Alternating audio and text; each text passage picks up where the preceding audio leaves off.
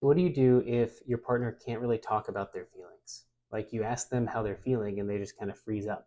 Or sometimes they just say, I don't know. And then you're left kind of on your own in the conversation. Like, where do we go from here? Well, what's going on here is that a lot of people never really learned how to identify their emotions. They may have grown up in a home where nobody said, I feel sad, or that hurt me.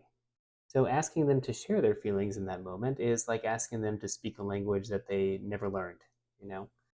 So the first thing you should do is try not to pressure them or try to persuade them because that's just going to create a sense of anxiety in them when they hear that you really, really want them to share their feelings. They just don't know how.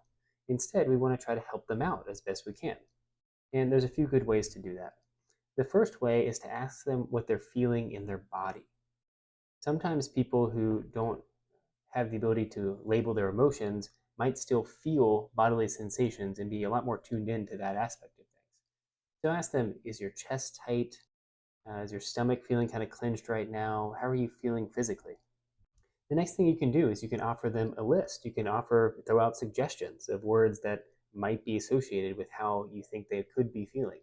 Are you feeling anxious? Are you feeling angry right now? Are you feeling sad? And some of this can be based on the physical sensations that they've already mentioned, or it can be based on facial cues that you've noticed that they have. Like, hey, it looks like maybe you're feeling sad. Is that right? Did I get that right? And the last thing you can do is you can get really creative. Sometimes people don't have the vocabulary for the feelings that they're feeling, so focus on doing associations instead.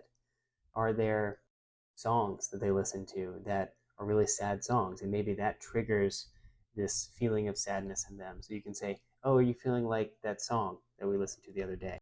Or movie characters or images, anything that can kind of pull them away from the vocabulary of feeling and more towards something that they're a little bit more comfortable with. Sometimes being able to say, oh, I really feel like that character in the movie that we watched last night when this thing was happening can be easier for someone to say than I'm feeling really sad and depressed right now. And you can even say something like, it sounds like you might be feeling kind of overwhelmed. Is that it?